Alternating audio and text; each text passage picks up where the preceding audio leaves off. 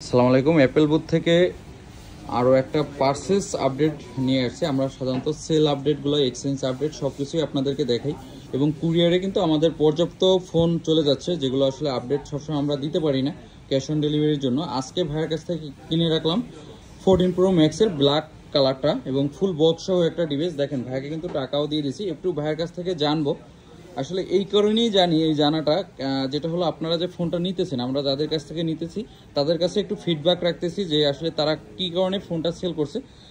একবারেই ভাইয়ের কাছ থেকে আমি জানতে চাবো আপনার কাছ থেকে যে আপনি একবারে ডিরেক্টলি বিশ্বাসের সাথে বলবেন আপনার ফোনটাকে আসলে কোনো প্রবলেমের কারণে সেল করতেছেন কিনা, কারণ এই ফোনটা কিন্তু আপনার মতোই একজন আমাদের কাছ থেকে আবার কিনবে।